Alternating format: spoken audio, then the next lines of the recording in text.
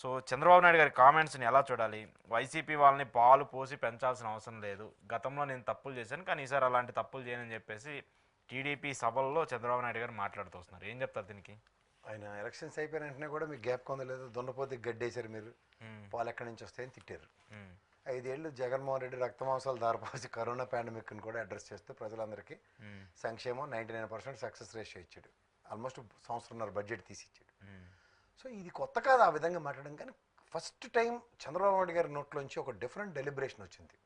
అంటే ఆయనకున్న 45 సంవత్సరాల పైచిలుక రాజకీయ ప్రస్థానంలో ఓ 14 సంవత్సరాలు ముఖ్యమంత్రి, 14 సంవత్సరాల పైచిలుక అపోజిషన్ లీడర్గా చేసి ఆయన ఇవాళ ప్రజాస్వామ్యంలో ప్రజలకి చేయకపోయినా ఈ విధంగా డైరెక్ట్గా ఒక డెలిబరేషన్ ఇవ్వడం ఫస్ట్ ఎవర్ టైం చూసాం. ఇవాళ 5 కోట్ల ఆంధ్రప్రదేశ్ ప్రజలు ఉన్నప్పుడు ఎప్పుడో లెక్కలు 2011 గణాంకాల ప్రకారం ఒక 5 కోట్ల ప్రజలు అనుకుంటే ఎడదీసిన తర్వాత ఎంత కాదన్నా వైఎస్ఆర్సీపీకి 1,40,00,000 మంది ఓట్లు వేశారు, 40% ఓటు.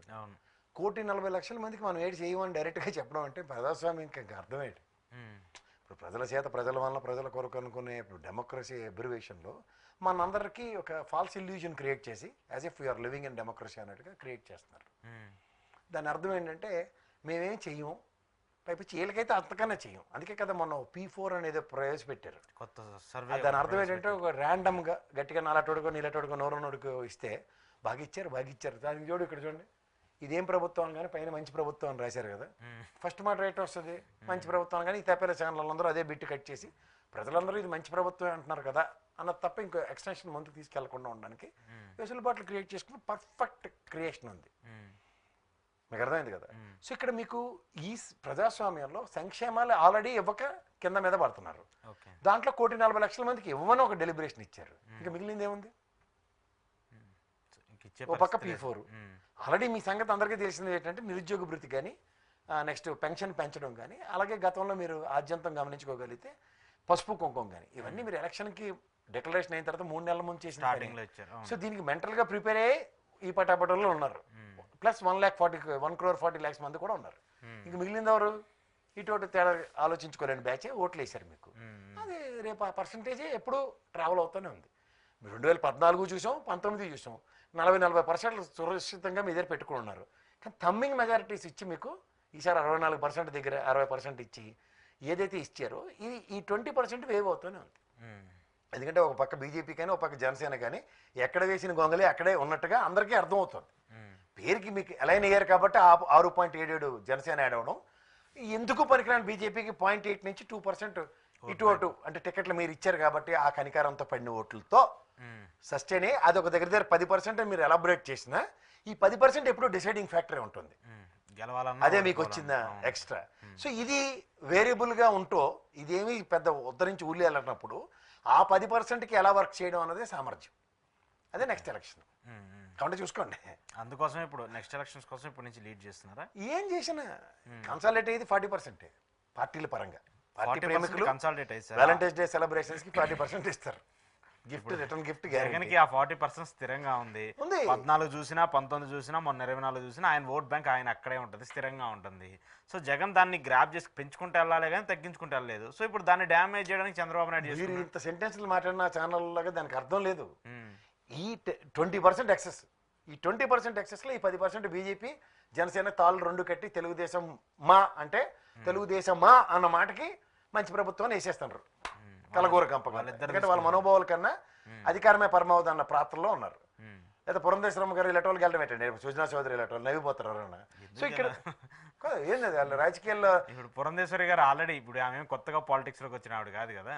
కానీ మీరు రాష్ట్రం ప్రాస్పెక్టివ్ లో ఆలోచించండి సార్. రాష్ట్ర విభజన అనంతరం ఆవిడ ఒక కాంగ్రెస్ మనిషిగా తర్వాత బీజేపీలో జాయిన్ అయినప్పుడు కాంగ్రెస్ వాళ్ళందరినీ ఎలా శిక్షిస్తున్నారో నా ప్రాస్పెక్టివ్ లో పురంధేశ్వరమ్మ గారికి కూడా అదే శిక్ష. అయితే కాబట్టి దాన్ని కిరణ్ కుమార్ రెడ్డి కూడా రేపు గన్ వేసుకుని రెడీ అయిపోతాడు. మొన్న ఏమైంది ఎత్తుకోదేశారు కదా రాజపేట. మరి నాకు అంటుంది ఏంటంటే ఇక్కడ ఒక స్పెషల్ డిస్కషన్ ఏమవుతుందంటే బీజేపీకి తెలుగుదేశంతో ఎలా అయితే ఆ ఓటు బ్యాంకు వేస్తున్నారు. వాళ్ళకి పెరుగుదల అనుకోండి లేదా వాళ్ళ గెలుపుగా అనుకోండి. ఈ ప్రస్థానంలో వీళ్ళని చూసి వాపం చూసి బలుపు అనుకుంటే కర్మ. అచ్చత నిలకడగా 6.77కి ఎదిగిన జనసేన పార్టీ ప్రస్థానం 5-6% కదా గతంలో, వాళ్ళకి పెరిగింది 0.77 ఇండివిజువల్ కేటగరీషన్స్లో. సో ఇది 10% వేసుకోండి, మిగిలిన 10% కదా వేరియబుల్. ఎప్పుడు తిట్టుకొని సచ్చేది అల్లే ఈ స్థిరం తక్కువ వాళ్ళు బేపరంలో అనగానే బీజేపీ కోమటోళ్ళు అనగానే బీజేపీ, రాజులు అనగానే రఘురామకృష్ణరాజు గారికి అన్యాయం అయిపోయింది. అలా కొంత క్రోడీకరించిన బ్యాచ్ ఉంది కదా. సో ఆ కన్సల్టేషన్ అవుతూ ఉంటుంది. సో ఇప్పుడు వాళ్ళందరికీ ఏమని అంటున్నాడు చంద్రబాబు నాయుడు గారు? వాళ్ళకి ఇస్తారో ఎవరో తర్వాత విషయం. సో ఈ 10% గేమింగ్ అన్నది 2 టర్ములు బట్టి చూసిన తర్వాత ఈసారి కూటమి నేపథ్యంలో వీళ్ళకి వచ్చిన ఓటు బ్యాంకుని చూసుకుని భవిష్యత్తుకి 15 ఏళ్ళ ఎష్యూరెన్స్, 10 ఏళ్ళ ఎష్యూరెన్స్ అంటే రేపు పొద్దున్న పరిణామాలు ఎలా సంతరించుకుంటే తెలుసు. దానికి తగ్గట్టుగా రసవత్రంగా మాట్లాడే కార్యక్రమం చూసుకుంటే బాగుంటుంది. ఇప్పుడు జగన్మోహన్ రెడ్డికి 40% ఎందుకు కన్సల్టేట్ అయిందంటే ఈవెన్ తెలుగుదేశం వాళ్ళకి కులం, మతం, రాజకీయం ఏం చూడమని అందరికీ ఇచ్చిన తర్వాత కూడా నేను ఎప్పుడు కేతిరెడ్డిని ఎగ్జాంపుల్ చెప్తున్నా. ఎన్ని తిప్పలు పడ్డాడు చూసారు కదా, ఏటో బాబు తెలుగుదేశం జెండా అని ఇచ్చినారంటే అందునే అంటున్నాడు డైరెక్ట్గా. అవన్నీ క్లాసిక్ ఎగ్జాంపుల్స్ మనకి. సో ఇవి కాదు ప్రభుత్వం చేయవలసింది ఏంటి? బిలో పవర్టీలో మీరు చెప్పడం అంటే నరేంద్ర మోడీ చెప్పాడు కదా, నాకు 2011 స్టాటిస్టిక్స్ ప్రకారం 117 కోట్లు అండి జనాభా. అందులో 80 కోట్ల మందికి బిలో పవర్టీలో ఉన్నారు, రేషన్ ఇచ్చానని చెప్తుంటే ఎలక్షన్ ముందు ఈ లేడీ మనకు ఉద్ధరించినట్టు ఎవరి కోసం ఎవరు ఇవ్వాలి కదా, గవర్నమెంట్ స్కీమ్స్ పెట్టినప్పుడు ఇవ్వాలి. Obviously you have to give it. లేదు మేము అందరూ తీసుమార్కాలంలో ఉంటే ఎలా కుదురుతుంది? Okay okay. సో ఆయన ఎందుకు ఆ వ్యాఖ్యలు చేస్తున్నారంటే వైసీపీ అంటే భయం ఉంటుందా చంద్రబాబు నాయుడు గారికి? ఇంకా అది ఉందండి. ఇప్పుడు ఎందుకంటే భయం అని నేను అన్ను, అలాంటి పనికిమాలిన పాదాలు అవసరం లేదు. కానీ ఒక గుడ్ అడ్మినిస్ట్రేషన్ అనేది చెవి చూసాడు ఆయన ఫస్ట్ టైం. ఇది నేను అనుకున్నాను, బట్ ఈ చిన్నపల్లి జగన్మోహన్ రెడ్డి చేసి చూపించాడు. ఇది ఎందుకు నాతో సాధ్యపడలేదన్న క్లస్టర్లో నలుగుతున్న వ్యక్తి ఎవరంటే చంద్రబాబు నాయుడు గారు. ఓకే.